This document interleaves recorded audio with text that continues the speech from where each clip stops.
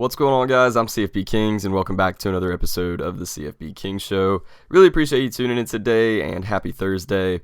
For the first time all season, we have an official top 25 from the College Football Playoff Committee. We got to see what the Playoff Committee's perception is of each team so far, and we're going to be breaking that down today, as well as diving into the Week 11 slate and how those rankings could be impacted this weekend.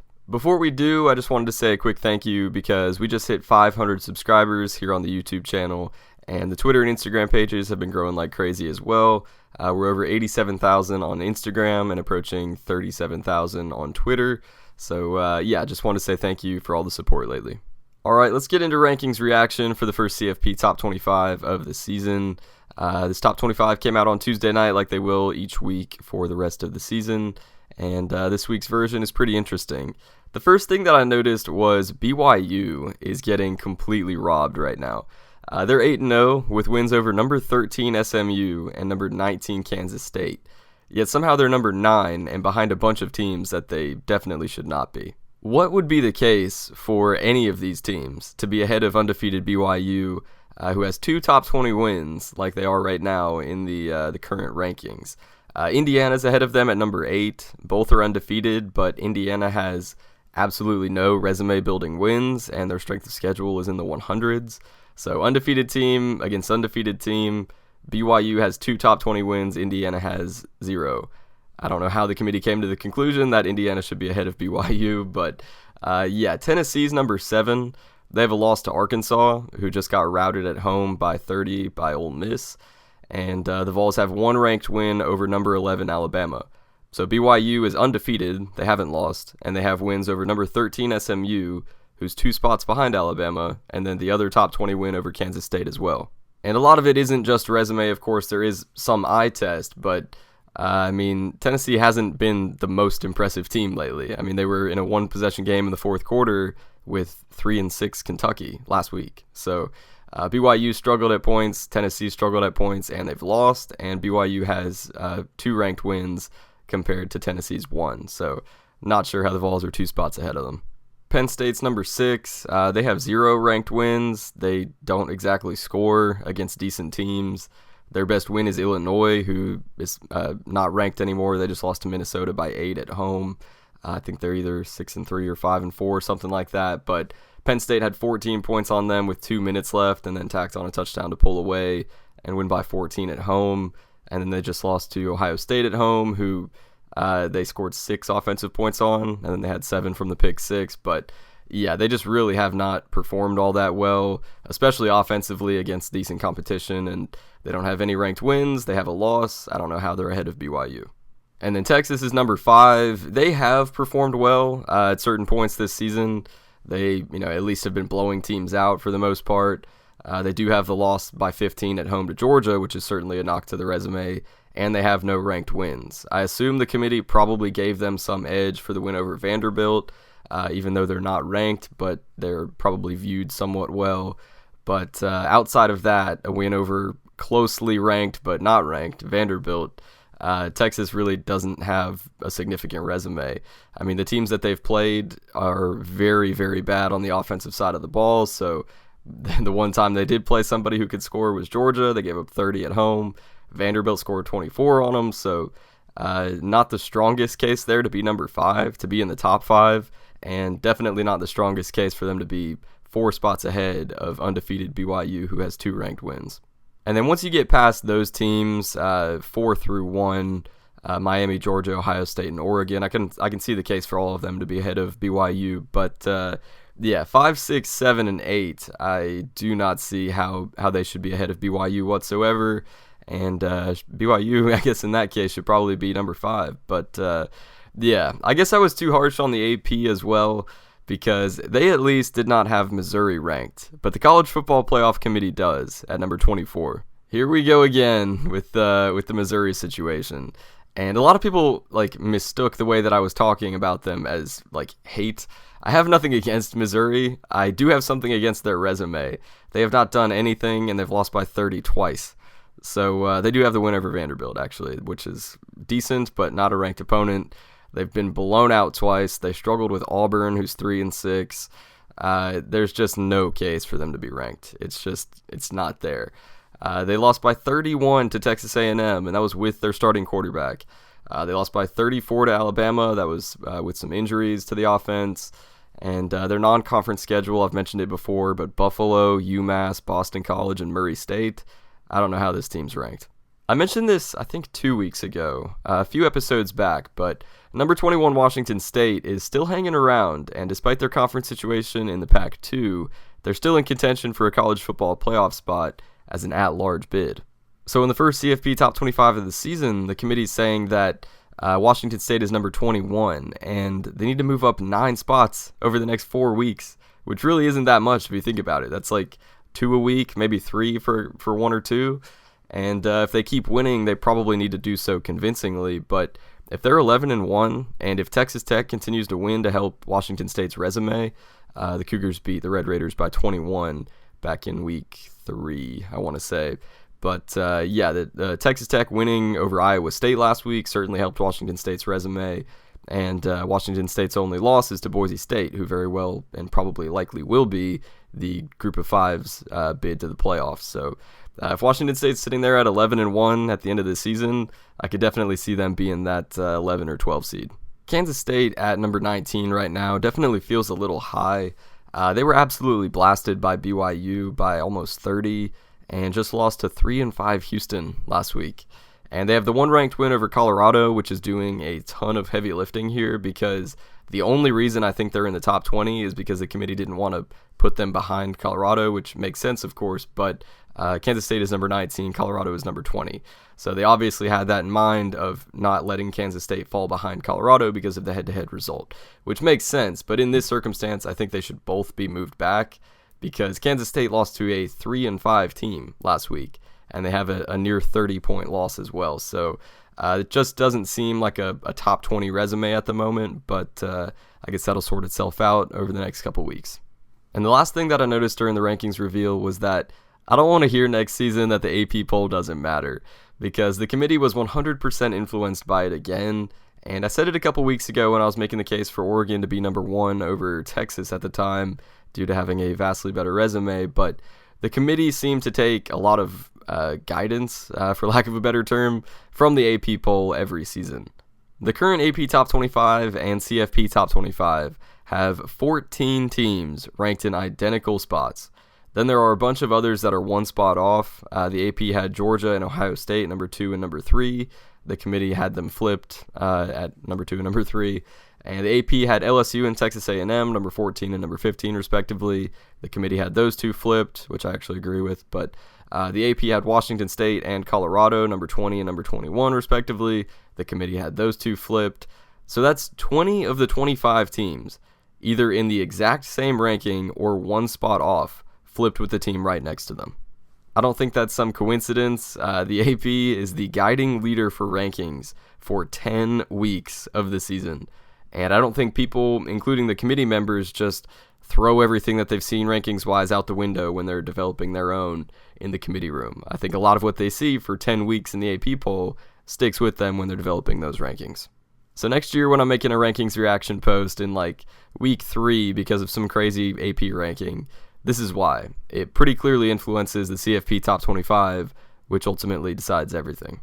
All right, let's get into some of Week 11's matchups. We've got a sneaky good slate here. There's a couple top 16 collisions and then a whole lot of upset potential games as well. Number 11 Alabama travels to number 15 LSU in what is a college football playoff elimination game. They straight up have a playoff game in Baton Rouge this weekend because the loser will fall to 3 losses and almost certainly be out. Alabama is a 3-point favorite. The over-under is 58.5. Implied score of 31-28. Crimson Tide. Alabama is 11-2 in the last 13 matchups against the Tigers, but on the other hand, LSU is 13-0 in night games at home under Brian Kelly, and that includes beating Alabama and knocking them out of the playoff race the last time they visited Baton Rouge in 2022. This matchup's pretty interesting because both teams sort of have two different versions of themselves. Alabama has the version that led Georgia 28-0 and ultimately beat the current number 3 Dogs. They also have the version that gave up 40 points and lost to Vanderbilt, struggled with USF, and nearly choked to South Carolina at home. LSU is the same way. They have the version that took down Ole Miss, who looked amazing last week, and they also have the version that lost to USC, who is now 5-4, I want to say. They have the version that was in a 2-point game with their FCS opponent in the third quarter, and the one that allowed a 31-6 scoring run to Texas A&M 2 weeks ago. The biggest key to this game will be if Garrett Nussmeier can take care of the ball, or if Alabama will be able to force a couple turnovers out of him, because Nussmeier has 7 interceptions and a fumble in LSU's last 4 games. He's been extremely turnover prone, so if the Tide can capitalize on that, I think they'll win this game. However, Alabama has struggled heavily in the secondary at points this season, and really just on defense in general at points this season. But if Nussmeier can keep a clean pocket for a bit, if he can get into a rhythm, if he can get around what Alabama is going to be pressuring him with, what they're going to be throwing at him, if he can put together a few drives without turning it over, that would go a long way toward a Tiger victory. Prediction-wise, I really think this will be a tight game and one that could go either way, but I just believe a little bit more in Alabama right now.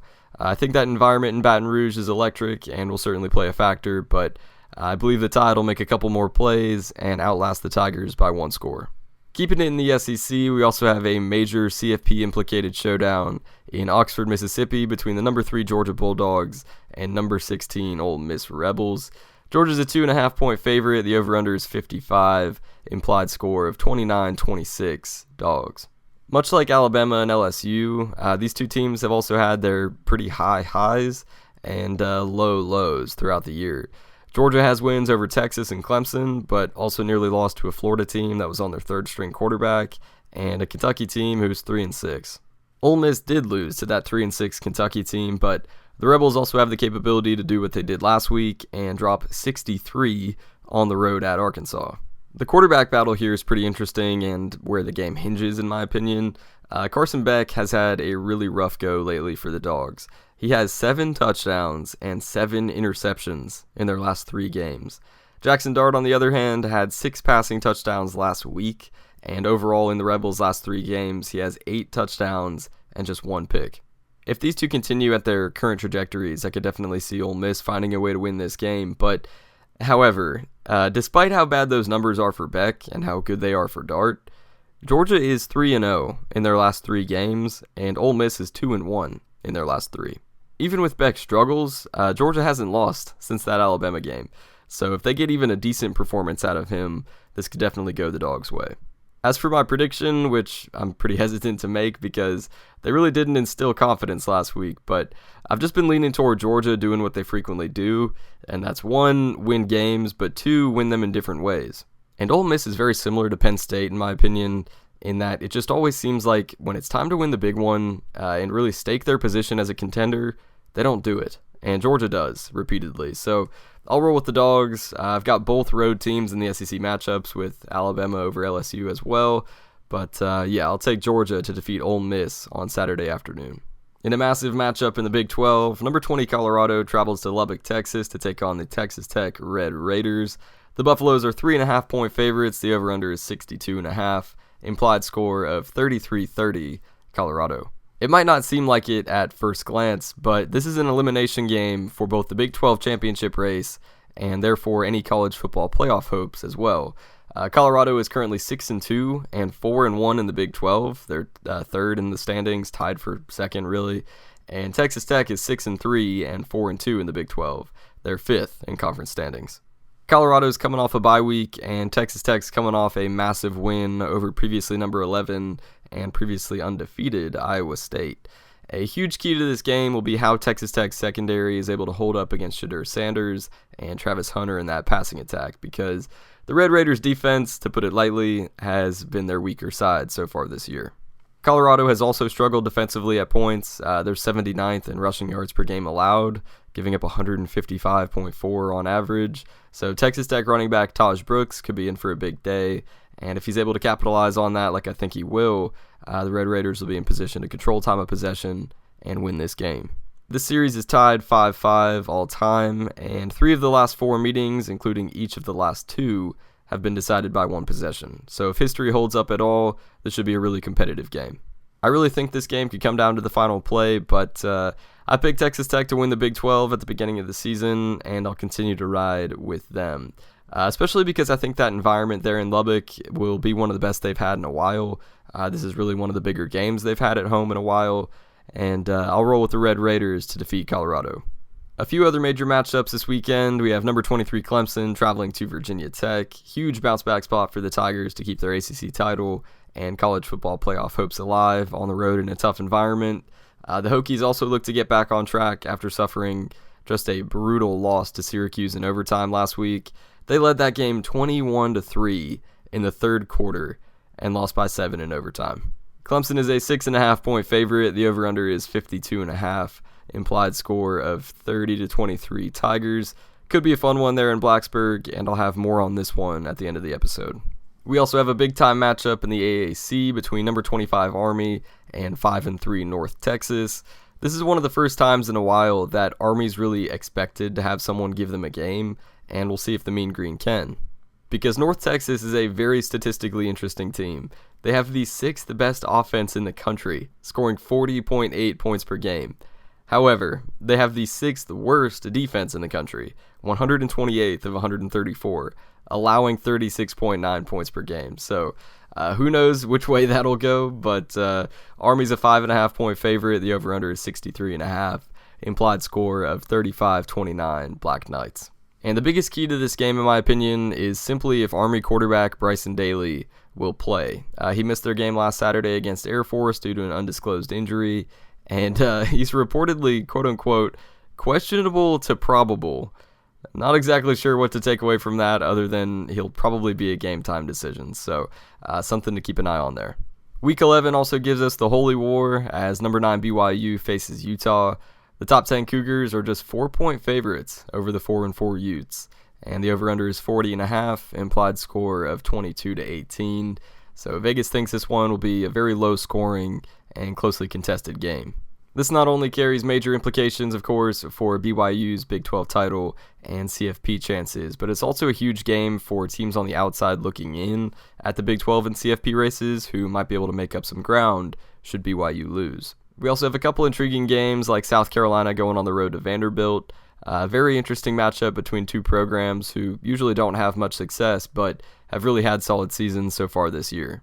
Then number 4 Miami goes on the road to Georgia Tech. The Canes are an 11-point favorite, so potentially could be in reach here for the Yellow Jackets. There's also a good chance that Georgia Tech could be getting Haynes King back from injury this week at quarterback. And before he got injured, they were playing pretty well. And a few other games just to put on the radar. Cal at Wake Forest, fun one on Friday night, 8 p.m. Eastern on the ACC Network. Michigan at number 8 Indiana, 3:30 p.m. Eastern on CBS on Saturday. Could be a defense that might provide a challenge for the Hoosiers. Duke at NC State, 3:30 p.m. Eastern on Saturday. Number 17 Iowa State at Kansas. The Cyclones are 3-point favorites over the 2-6 Jayhawks. Could get interesting. And then Washington at number 6 Penn State, 8 p.m. Eastern on Peacock. All could be pretty fun games. All right, now let's get into this week's picks. If you missed the Week 10 recap episode, I went through the results from last weekend. In Week 10, we went 6-3 and improved to 58-33 on the season, hitting right around 63.7%. With the record of 6-3 in Week 10, that now brings us to all 11 weeks this season, including Week 0, having been at 500 or above. 0 weeks this season we've been under 500, just hitting at a pretty solid rate right now, and we look to continue that in Week 11. As usual, I wanted to preface by saying that if you don't invest any money into these games, probably just keep it that way. You're not missing out on much. There is far more losing than there is winning, and thankfully we've been on the winning side here every week of the season, but that is not the case for everyone else. Don't believe all the stuff out there on social media and in the commercials. A lot of that is largely nonsense. And if you don't wager on any games yourself, but maybe find the premise interesting and you just like looking at point spreads and all that, feel free to stick around for a couple minutes. I'm going to be giving out my picks, and then if you don't care to hear about any of that at all, feel free to check out now. First up, we have Clemson minus 6.5 over Virginia Tech. I mentioned it in the last episode, but Clemson is horrible off of bye weeks, which they were last week. In the last 3 seasons, they've lost a game coming off of a bye week, and the season before that, they beat Syracuse by 3 points, if I remember correctly. But yeah, they've just been horrible coming off of bye weeks. I don't think last week was super indicative of the team itself, for whatever reason, after having more rest and more time to prepare, they just somehow play worse. But I think they get back on track this week in Blacksburg. They've won 6 in a row over the Hokies, and Dabo Swinney in Blacksburg has won by 20, 14, and 35. So I like the Tigers' chances to bounce back against the Hokies and win by 7+. Next up, I actually have a pick for tonight. If you're watching on Thursday, I have Coastal Carolina over 6.5 in the first quarter. So we just basically need a touchdown and extra point there. And the reason that I like this is primarily because of App State's defense. They've improved slightly throughout the season, but especially in first quarter scoring, they really don't play their best at the beginning of games. So I like the Chanticleers to be able to get a touchdown in the first quarter. Coastal Carolina is on a 3-game losing streak, so that might not instill a ton of confidence, but I think they at least get a touchdown in the first quarter, and then I think they could potentially win this game and get back on track as well. And then I have Syracuse moneyline over Boston College. I think BC is a 1 or 2 point favorite at the moment, but I went with moneyline because I think Syracuse is going to win this game and because it's better odds. But this is a road trip to BC, not the farthest traveling circumstance for them. It's a noon game, probably not the most hostile environment either. And other than that blowout loss to Pitt a couple weeks ago, I've really liked what I've seen out of Kyle McCord and the Syracuse team overall. Basically every other week of the season. So I think they'll get that one over BC outright on Saturday afternoon. And lastly, this one's getting down into the weeds a little bit here, but I saw it and it caught my eye. I have Georgia's kicker, Peyton Woodring, over 1.5 field goals made. And the reason that this caught my eye, because when I was watching the Florida-Georgia game last week, it felt like there were a lot of drives for the Dogs where they would get like right to field goal range, but then kind of stall out a little bit. And obviously they did score a few touchdowns, and one of them was primarily because of an interception at like the 5. But also because Ole Miss has the 5th best red zone defense in the country right now. So I think Georgia will be able to move the ball a little bit down into the red zone. Ole Miss might strengthen up down there and force a couple field goals. And then overall, Woodring is very accurate. So Peyton Woodring, Georgia kicker, over 1.5 field goals made. So just 2 is what we need there. And I will undoubtedly have some more picks that I probably find either later tonight or tomorrow. And I put all of them into a tweet on Saturday mornings at like 10:30, 11 during game day. And that's where the overall record is derived from. Not every pick that I share here is in that overall record, because I had quite a few usually on Thursday, Friday, and Saturday mornings. So definitely go follow at CFB Kings on Twitter specifically for that. That's going to wrap up this episode of the CFB Kings Show. Really appreciate you tuning in, and especially for making it all the way to the end. Thank you again for 500 subscribers here on YouTube, as well as for the continued growth on Spotify and Instagram and Twitter. It's all just been really fun to watch grow so far this season. So make sure to leave a like if you enjoyed, subscribe to the channel if you're new and if you're watching on YouTube, and follow if you're listening on Spotify. And like I mentioned before, definitely go follow at CFB Kings on Twitter and Instagram for all things college football. Thank you so much for watching. Have a fantastic rest of your day, and take care.